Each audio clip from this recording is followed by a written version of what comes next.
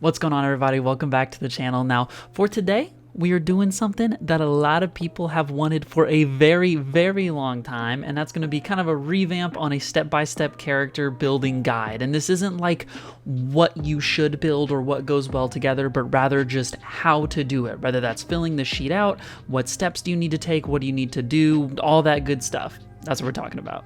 So hopping in, the first thing we're going to be doing is looking at the regular Naruto 5e Shinobi Handbook. And if you don't know where to find this, that is in my video. That was literally right before this one, so go find that if you're not sure. And when it comes to this, we are going to look at the very first thing. If you look at our table of contents, we're going to be talking about Chapter 1, which is your step-by-step character builder. As soon as we finish with this and we talk about, hey, you've created your character, congratulations, I'm going to talk about the two different ways, that being the actual regular sheet, which is a little more akin to like paper, pen and paper, regular D&D, and then there's a G-sheet Excel style, which is one that does a lot of the stuff for you, but again, I'm going to recommend against that in the beginning. Before you even get to the actual step-by-step character creation, all right, which, ideology here from Blzane, I would recommend talking to your group and deciding who is going to fulfill what role. Now, the good thing about the Naruto 5e system, and one thing I really praise it for, is you can do just about anything with any class and clan combination, things like that. That being said, there are obviously going to be ones that are much better suited for certain things, right? You'll understand this more once you get into it, but if you're playing someone like a Uzumaki, right, you want to live that Naruto fantasy, that's great. One of their big things is they get a lot of extra chakra. So if you then start to lean into someone that doesn't really take advantage of having a lot of extra chakra, it's fine. It's not going to hurt you, but you're just missing out on something that could be better. So get an idea with your group as to what your character is going to be. As soon as you do that, the rest of these steps become 10 times easier. Now, the last thing before we actually get into talking about the steps of the character creation is also talk to your DM about what kind of campaign you're doing. If you're doing a roleplay heavy campaign and the combat's going to be fairly light and not super in-depth and it's just kind of there for some fun moments, don't worry about min-maxing really heavily. However, if you have a DM that's going to make it difficult, make sure your character is ready for that. Because as I've talked about in previous videos, the numbers in this system can get pretty wacky pretty quickly. Whenever you're doing certain jutsu combos, whenever you're looking at certain health pools of certain monsters and certain creatures and whatever the case may be.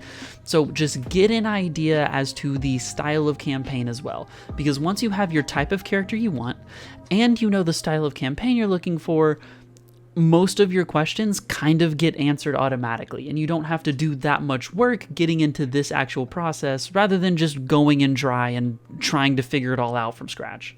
Okay, you finally made it here, getting into steps 1 and 2, which is choosing a clan and choosing a class.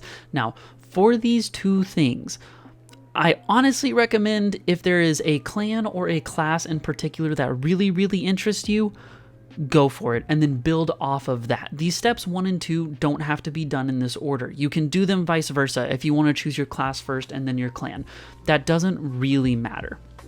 And the reason I say that you should pick what you want is because at the end of the day, all of these classes and clans are going to require you to learn. They're going to require you to read. They're going to require you to figure out how things interact and all that stuff. Some are obviously going to be more complicated than others, and my video coming out as my next one is actually going to be really good starting options for a new player, whether that be clan or class. I haven't figured out which I'm doing first, so when that video comes out, you can use that to help you as well.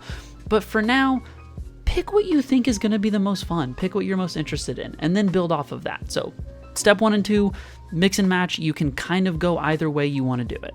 Now, getting into the second page is going to talk about your hit points, your chakra points, your hit dice, your chakra dice, all that kind of stuff. Don't worry about this right now. We're going to talk about this later. Same thing with proficiency bonuses. We're going to talk about this later, so don't worry too much. All you really need to do for steps 1 and 2, again, is choosing these things, okay? That's what you're going to do. As we go down, we're going to get to determining ability scores. This is when you're going to do this, okay, and I'm going to re-explain this once we get to the actual sheets portion of it, but you're going to be placing your ability scores, which is basically what your character is good and what your character is bad at. The thing with ability scores is this is also going to change depending on your campaign style. Some people do standard array, some people do a point system, and some people do rolling for stats. So we will talk about all of those here in a bit. And 4 is going to be describe your character. This is where the most fun for a lot of people comes in for a TTRPG, and that's when you get to create the flavor of your character, as I usually call it, or their personality. So you get to say, hey, I want them to be this really cool jockey guy, and he's just super athletic and blah blah blah, and that's how you're going to describe him. Or maybe he's a real book nerd and likes to learn about history and things like that. You can make them whatever you want to do. And honestly, because this is a Naruto system, feel free to base your character off of a Naruto character. I would recommend not directly copying them, as when you do that, sometimes it can get kind of boring because we already know how your character plays out, but just use them as a baseline, right? If you really like Sasuke, for example, which is a great choice, you can make your character maybe a little more edgy, give him a bit of a rougher backstory, but don't have him follow the exact path that Sasuke takes, or you're just redoing Naruto. But hey, if you want to do that, that's no problem. I just know from experience that usually when you have your original character, you can get a little more attached to them later on in the story. Now, these next 2 sections I'm going to put together, and that's going to be choosing your equipment and then also choosing your jutsus. As for equipment, anytime you pick a specific class, usually they're going to give you a few options as to maybe you can choose from any type of martial melee weapon or martial ranged weapon, and that's just going to depend on your character. Different characters are going to work better with different weapons, obviously, so that's going to be completely up to you. Talks about determining your AC. Again, we will go over that once we get to the sheet.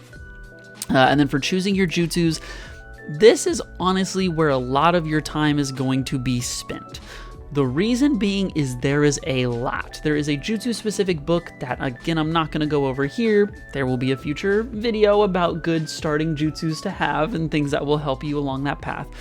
But when you're choosing your jutsus, the one saving grace here is that since you're a low level, you don't have access to a whole lot. So you're only going to have access to E and D ranks when you first start out, as long as you're starting at level 1. And with that, you can go through the jutsu book and find anything that you can use. When it comes to jutsus, one thing you are going to have to look through is any prerequisites to them. So some jutsus are going to require medical release. You might not have medical release. Some are going to require any of the 5 elements, whether that's fire, water, earth, lightning, right? Any of those. Whenever they have that, your character can't use it unless you have that actual elemental or type of release. So something to keep in mind, you don't have access to like every jutsu ever known to mankind, but there's still a lot to go through. So, go through the book, maybe think about some that you might want or desire. And then finally, chapter 7 here is bring it all together. Don't worry about this. It's basically just going to go over everything I'm going to go over on your sheet, talking about what you're going to expect beyond certain levels, what you can do, things of that nature, and then talking about kind of what happens with all that. Also, just note that your system or your campaign might not use experience. A lot of campaigns like to use milestone progression. I tend to feel like that's better just for the story and the game as a whole, for the reasons we can talk about another day. But nonetheless, that's what this kind of goes over. If you're interested, sure. If not, you don't really have to worry about reading this section all that much. All right, so you made it through all that. You are finally ready to actually start filling out your sheet. But before we do that, you need to decide what you're going to use. And that is this, which is kind of your default, very typical D&D style. It might look very familiar with a few things altered to those of you that are used to Dungeons & Dragons. Or the G-Sheet, which looks a little more intimidating, I know, but the G-Sheet is definitely easier to use. Unfortunately, before we start filling these out, I do have to talk about which one you should pick and why. I have a bit of a hot take here in that if this is your first time playing Naruto 5e, and especially if this is your first time doing a TTRPG, I actually recommend using the quote-unquote harder option in this, where you have to manually fill things out, rather than using this, which is the, G-Sheet that does things for you. And why do I feel that way? Because I'm definitely going to get some people disagreeing. The main benefit for the G-Sheet is you can do things like typing in your class, typing in your clan, and it's going to fill out with whatever abilities you might have. It's not going to always give you the description, so you might have to get that in there, but that's not the end of the world.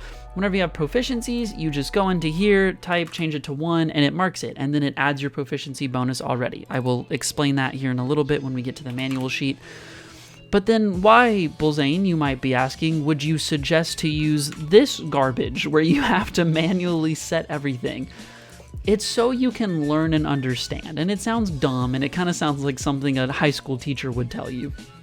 But the reason it's so much better to understand is because whenever you start using the G sheet, you might not know where these numbers come from. And what can happen is in the middle of a session, maybe you had a +2 sword, but you lose it. And you don't fully understand where the numbers come from and why they work. So now you're having to figure out, okay, well, where does that -2 fit into my math? And where does that affect what, right? What checks, what hits? What do I need to subtract that 2 from? This helps you understand that a lot more. If you have something that maybe affects your armor and you have to take it off, you have to go into the G sheet and affect things, and you have to like, oh, well, I unequip this, so it should change my armor to this. Whereas if you're using this and you actually learn why your AC is a 20, and it's because you have an armor bonus of 4, you go, oh, okay, well, my AC is 16 for now, right? It's sometimes faster to do it this way because you start to actually learn why the numbers are there. This is complete personal opinion. If you want to use the G sheet, please by all means do it. I'm not saying this is like the surefire way to go. I'm just trying to give my reasoning as to why I really think you should stick with this one if it is your first time going through. All right, so my first lesson here is going to be assuming that you have chosen the paper sheet. If you want to skip to the G sheet, I should have chapters down below so you can skip to where the G sheet starts and you can kind of go through it there. With this bad boy here, if you're starting at a level 1, you're going to fill out this information. This top part's pretty straightforward, right? You're writing your character name, your clan, player name, blah, blah, blah, blah. Great, easy to go. Proficiency bonus, if you are level 1, this is going to be a +3. If you're starting at a higher level, it's going to depend on your level, so you're going to have to check the book for that. Your passive perception and passive insight are going to be a 10 plus whatever your insight and perception bonus is here. So we will figure that out momentarily. Willifiers, that's honestly going to depend on your DM. If you read through the book, you might have them. They're similar to like inspiration and regular Dungeons and Dragons. It's just this is Naruto 5e's way of doing it. And now we get to the ability scores, which is where the meat of your character is going to be. So, putting in your ability scores, it's going to depend on what your campaign is doing. I can't tell you exactly what numbers to put where. I don't know your character, I don't know how y'all are doing stats, but nonetheless, we're going to use standard array for this example, and we're just going to put them in descending order. Standard array means you get the options of 15, 14, 13, 12, 10, and 8. Now, when it comes to this number, this is what's going to decide if your character is good or bad on it. Obviously, bigger number, better at thing, lower number, worse at thing. 10 is what is considered your character is average at said thing. So obviously your characters are better than average, which, hey, they're ninjas, they should be. Now, the way that these modifiers are decided is they're on scales of 2 numbers. So what I mean by that is 10 is a flat 0. You get absolutely no bonus to anything at all. All right, it is what it is, whatever you roll. Now, 10 and 11 are going to be the same thing, but once you hit 12, you go to a +1. But 13 is also going to be a +1 because it's still within that 2 number range. If you go up again, you're going to get to a +2. So in this case, our dexterity and our strength are going to be +2 because they're within that 2 window. Now, unfortunately, there are negatives in the game. So because your character has an 8 in charisma, you would in fact have a -1 because we're starting from that 10 level. That's the bottom barrier 0. When you go to 9 and 8, those are both -1 numbers. So think of it as every even number is kind of the threshold to hit for that next step up. Typically, you will almost never have a character a lower stat than an 8, but I guess depending on how y'all are doing stats, maybe your DM allows it. But that's the basic idea of it. Now, the way these modifiers work is anytime, someone tells you, hey, you need to roll athletics, which would be this thing right here, you're going to add this number right here, +2. And then whatever you roll, you get to add +2 to it. So that's why it makes your character better at those things.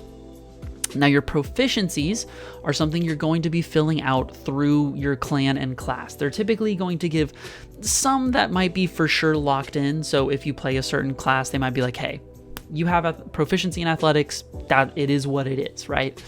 Some of them are going to give you options. So they might say, hey, you have the options between athletics, martial arts, and stealth. Choose 2 out of the 3, and then you get to pick your proficiencies. So it's really dependent on that. Again, think of it as whatever you're proficient in, your character is better at. All it's going to do is give you a plus bonus. Again, I can't tell you exactly what that number is because you might not be starting at level 1, but assuming you are, let's say we are proficient in athletics, this bonus is now going to become a +5. And I'll go ahead and zoom in so you can see that a little more clearly. It's a +5 because your proficiency would be a +3 at level 1. So we get to add this +2, this +3 to create a +5. So whenever your DM says, hey, roll an athletics check, you get to roll that d20 and add a 5 to it. Awesome. We love it. Now, for these next few things, there are some calculations you're going to have to make, so just be ready for that. Armor class is basically how hard it is to hit you. If you're a math person, a way to think about it is for every single digit that your armor class goes up, you are 5% less likely to get hit. The reason that math works out is everyone rolls a d20 and there's a 5% chance to roll every number. So every time that your AC goes up by 1, it becomes 5% harder for the enemy to hit you because they have to roll one thing higher than they did prior. So just kind of a quick knowledge thing for you. And I always acknowledge this too, just so you understand that your AC is not going to go up super quickly all the time. There's certain jutsus that do things to mess with it, but usually they're fairly limited because of how strong AC bumping can be. Now, your AC is going to start with a flat 10. Easy enough. It's going to be your dex mod, so we'll use this as an example. Your modifier is going to be your plus number, so we'll say you have a +2. And so in this case, you have 12. It's going to be half of your proficiency bonus. Everything you do in D&D is rounded down, okay? Just keep that in mind. So in this case, you are only getting a +1 until you get that next bump. So right now we are at 13. And then an armor bonus. We're gonna assume we're not wearing armor right now. You might later, which is gonna add some more to it. Right now, our AC would be 13, which means the enemy needs to roll a 13 to hit or higher in order to hit us. Pretty straightforward. Your initiative is going to be whatever your dexterity bonus is, plus half your proficiency. So our dexterity bonus is going to be a +3, because again, we're rounding down. So we're going to get a +2, a +1, creating a +3. An initiative is basically just who gets to go first and then in what order in combat. You usually want that number to be high because you want to go before your opponents get a chance to do anything. But not always. If you're more of a supportive character, it might be advantageous for you to go after the enemy so then your teammates can get hit a little bit and you can heal them up, right? Speed is going to be completely decided by whatever your previous class and clan choices were. The average is 30 feet to start off. That's normal. Some can be less, some can be more. There's going to be things that affect speed, but average is typically 30, but I'm just using this as an example sheet. Now, your HP and chakra are where it might get a little confusing. Now, for HP and chakra, it's going to be a D, whatever the heck it is, right? So let's say, for example, your class has a D12 hit die, which means you're going to have a D6 chakra die. Now, again, these can change depending on what clan, class, whatever you are. But even though they do change, the calculation doesn't change. So your starting number is going to be your D12. So in this case, it would be 12 plus your con mod. So this +1. So you're going to have 13 total health. Chakra is going to be the same thing. So you're going to have 7 total chakra. Now, when you level up, just so you know in the future, it's a little funky. You only get half of your hit die. This is the only time things round up. Plus your con modifier, and that's what you add. So let's say, for example, you leveled up to level 2 and your con mod was still a 1. This didn't change. What's going to happen is you're going to take this D12, and half of a D12 is 6.5. Because of that, we are going to get 7. Again, this is like the only time you round up. Just understand that. I'm going to take that 7. We're going to get our +1, giving us an 8. So then we're going to be able to get 21 health. We're going to do the same thing here. Half of a D6 is 3.5. Because of that, we're going to get 4. We're going to add 1, which is 5, and then we get to add that, so then we're going to get 12. And that's for our second level, and then so on and so forth. In the future, you might have things that affect these totals differently, but that's what you're going to have to start off with. Now, these last few things I'm going to talk about kind of in one large group because you got most of the yucky math done. Congratulations, your character's pretty much ready to go once you have filled a lot of this main stuff out. What you have remaining is 1, adding the bonuses that you get from your clan and class, so you'll actually want to do that before you do these calculations. I was just keeping it simplified for now, but your ability scores are going to get changed depending on what you choose. There's going to be certain things that give you a plus in strength, or a plus in dex, or a plus in con, or whatever. Be sure to add those in. You obviously want your numbers as high as possible. When it comes to these bottom sections, how much Rio you start with, Yes, depending on like what background you pick and things like that, that might change what Rio you start with. More than likely, your DM's gonna have a reason for you starting with X amount. Equipment, same thing, you're gonna be given some by default, but the DM might want you to start with literally nothing except the clothes on your back, and you're gonna have to work your way through. Sometimes that's how it is. These top boxes, although I filled them in with this just to help you visualize what the actual equations are, these are purely customizable by you. What do you want your person's personality? What are their ideas? What are their bonds? What are their flaws? While you don't have to have these things filled out, as a newer player, I highly recommend it. The reason being, it can be really hard sometimes as a new player to split your mind between what you want as a player and what you want as a character. What I mean is, your character might have the flaw of, let's say, taking power no matter the price, right? It's a pretty interesting flaw. It makes for a very unique character. But what that means is, if your character walks into a room and there's a sword that is clearly cursed, and you know picking that sword up is probably going to be more trouble than it is worth using, you as a player don't want to. But since your character wants power at pretty much any price, your character should go grab that. So having those flaws written out can help you when you're kind of doing that decision-making part of your brain, and it can help you realize, okay, my character would do this, so I'm going to go ahead and do it. That being said, I want to clarify this because this can also happen really easily. Don't make your character's logic or your character's personality be an excuse for being an annoying person or an annoying player. Some people will have a character and they'll just be like, oh, he hates everyone. Okay, sure, but don't let that kill everyone else's fun, right? Don't see your teammate dying and be like, oh, sorry, my character hates everyone. I can't get you now. It's written on my flaws. That's not fun. That's not fun for anyone. So when you write these out, let them help you make the fun decisions, not the important decisions. Now, I know this is already going to be a long video, but bear with me. We're almost done with the regular sheet. This is purely cosmetic, almost. When it comes to a lot of this top stuff, obviously character name, age, eyes, height, skin, weight, hair, up to your discretion, right? Talk to the DM about it. Maybe there are certain things you can and can't do, but that's a general idea. Here, it's a nice little checkbox. You can just mark what natures you are akin to, because like I talked about before, you can't grab a wind jutsu unless you are actually, have an affinity towards the wind nature. So because of that, this just helps you keep track of it with a little checkmark box. A lot of this stuff, what allies and organizations are you with, additional features and traits, you can write your backstory here. I honestly recommend for Naruto 5e because you're going to have a lot of character stuff you want to write down. For things like character backstory and stuff like that, write that somewhere else. Create a separate sheet where you can actually write just like character fun information. Save this sheet for important combat or abilities. It'll save you in the long run. And finally, we have where we put our jutsus. I will go over this top part here in a second, but this is where you write them out. I recommend just writing a baseline version of them. And what I mean by that is if you have an ability that throws a fireball, instead of copying and pasting every single line, which would put an ungodly amount of flavor text in here and would just fill up slots for no reason, write what you need to know to actually use the jutsu, right? So write its cost, its range, maybe what kind of save it is, and then the amount of damage it does and what it causes if they fail or succeed. You don't need to write, my character inhales and then breathes fireball as it does a mystical flower formation and then really cool things happen. Save that for in-game. Use that spur of the moment, fun imagination, this is what my character's doing. Your sheet will fill up way too quickly if you try to put in all the flavor text here. So the actual last boxes, and then we are done. Jutsus known, this is just where you mark how many jutsus you can know. You are limited as to how much, right? Otherwise you would just put every single jutsu on the list. So you can only have so many. And then for these bonuses, what these are is it's going to be whatever you roll as your bonus for that thing. So whenever you're using a ninjutsu, it's going to be what you add.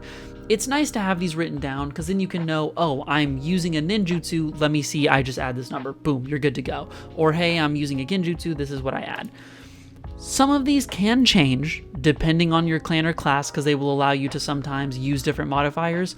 But for the basic, what it does unless changed, ninjutsu is going to be your proficiency plus whatever your intelligence modifier is. So for example, this one would be a +3 for your proficiency bonus, and then a +1 for your intelligence. So this would be a total of a +4. Taijutsu is going to use your strength. So this is going to be, again, proficiency plus your strength mod, so +2, and then plus the 3, so +5. Cool, easily enough. And then finally, Genjutsu by default uses wisdom. So we would come down here, we would see, okay, our wisdom is a 0, so all we get is proficiency. Boom, look at that. We love to see it. All right, easily enough. Your save DC is literally just 8 plus whatever this number up top is. What I recommend doing is just copying this on every single one of these numbers, and then you can just change your attack bonuses as need be, because this 8 does not change. This will stay the same. So your ninjutsu save DC is 12 until this ninjutsu attack bonus gets bigger. It's just everyone by default is that. Now, to be clear, something can technically be negative, or let's say we're using our charisma modifier, just so I can give you this example for Genjutsu. Your charisma modifier is a -1, right? In that case, it would only be a +2 because you are bad at that thing. The negatives do affect you on this as well. I'm just clarifying that because sometimes it can be a little confusing. All right, so for those of you that were using the basic sheet, congratulations, you're good to go. For those of you that want the G sheet, which again, I completely understand, do whatever feels best to you, this is how you're gonna use the G sheet. This one I'm going to explain a lot faster because again, the other one is a lot harder. This one just kind of does things for you. So, for example, this is using a Genjutsu specialist, I don't know, I've never been able to pronounce that word. You can go ahead and hit that down arrow and it will give you a list of every class and subclass option. Let's say we want to use a Taijutsu Specialist Nentai. All right, and then our clan, we're gonna be a Bakutan, sure. You can also change your alignment here. This doesn't affect anything here. It just has your options if you want them. And then background, this does affect something. So by all means, you know, click whatever your background is. Now, once you have these selected, it will auto-generate your things that you need, which, hey, these are all the abilities you get. It's really nice that it does that. The only thing is you will have to copy and paste the descriptions for them. It's a little unfortunate, but hey, it's nice that it's already in there. What it does here is these are things where you can choose a weapon if you have certain weapons, and it's going to tell you exactly what your attack bonus is, what the traits of it are, and the actual damage dice you roll. Very nice thing. As for your HP and stuff, that is calculated automatically.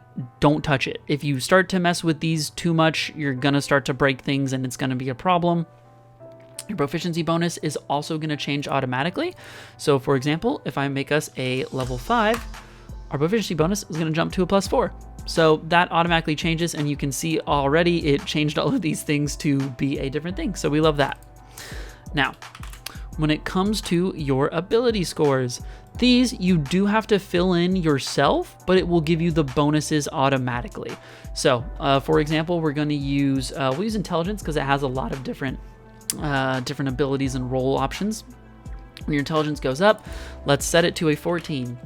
Boom, automatically sets it to +2. Not only that, but it automatically sets your different checks to be plus whatever. This is what I was talking about. It's much easier. It's much easier, but you're not really learning a whole lot and it's gonna be rough. Now, but you know, barring that, because I'm gonna keep ranting about that all day, whenever you're choosing your proficiencies, you have to double click it and change this to a 1.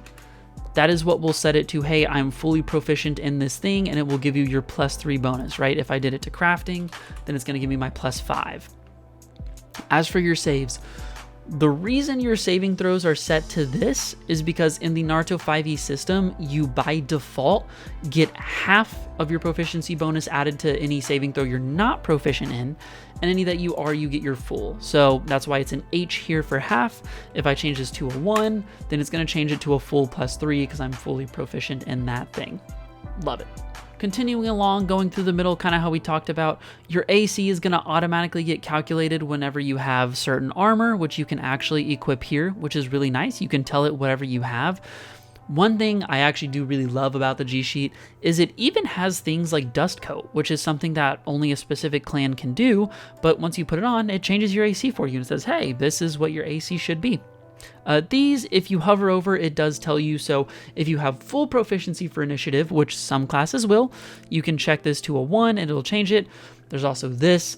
Some classes or some feats and things like that are going to give you options where you will get your intelligence rather than your dex for initiative. You'll just check this box by making it a 1. Super easy. Speed, you do type in yourself. That's not filled in by default. That's mostly because that can change.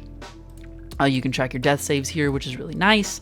When it comes to your current HP, if you have any bonuses, you can talk about how much extra HP, say that 3 times fast, that you might get per level, and then it'll automatically add it as you go.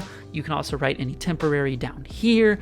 I know I'm going fast, but a lot of this is pretty self-explanatory because we already went over it. Your passive stuff is already decided. You will write your proficiencies in down here. It talks about feats that you may have already taken, and then it gives you your things that you may already have. And then finally, down here, one thing that I really like is it actually talks about your bulk right here. It won't actually add unless you put this in. So as you can see, our max is 10 right now. As soon as I put a Shinobi backpack on, my max is 20. A lot of campaigns won't use bulk. I usually recommend against it if you are a newer campaign. If you're trying to play a little more hardcore and your experience, by all means use the system. If not, usually just as players don't abuse it, right? Don't carry 100 chakra pills. That's ridiculous. And then finally down here for jutsus, it is very nice. So what you can do, the way this works is you can type in the name of your jutsu, you can give your jutsu description, and then over here, you will get your different things as to what it might be. So if you're getting this jutsu from your class, you will mark it as a 1, and then it will highlight it red for you. So here's an example, boom, and then let's type it in, blah, blah, blah. Cool, we love that. And it'll show you here, you can highlight whatever casting time it is. And the reason this is nice and important is some things are going to be bonus actions, some things are going to be actions, and it basically gives you a free excuse to, or not an excuse rather, but like an immediate way to know. If you're thinking to yourself on your turn, oh, I have an extra bonus action, what do I do with it? Oh, well, my only bonus action I have is my jutsu, so I'm going to use that one, right? It's awesome. For casting ninjutsu, you can change whatever you use. I believe we've gone over most everything now. I'll probably forget something, but sometimes there's secondary stats. You shouldn't really have to worry about that. Attack bonuses, whatever. It shouldn't be super important for your first run through. And then they have a different section for Bukijutsu, Taijutsu, Genjutsu, all that good stuff. So there you have it. That is creating a character. That is filling out the sheet or the G sheet, whichever you prefer, whichever you're going to go with. I know the G sheet I went through really fast. The main reason being it does everything that I talked about for the sheet, but automatically. So as long as you watch through that portion, you're going to have a pretty good understanding of the G sheet. And if you skipped to the G sheet and you're at this part now, I still highly recommend watching through the regular sheet portion of the video. Again, the reason being is it's just going to explain why a lot of numbers are there and what they mean. Because if you don't know, it can make playing the game a lot harder on yourself for absolutely no reason. Oh, I think I'm finally done. All right, now, if I missed anything and the likelihood of that happening is pretty high, this was a lot to go over, drop it down in the comments for any new players to look through. I'm going to heart and favorite any comments that I see that are important notes for players to see so they can see them at the top and be ready to go.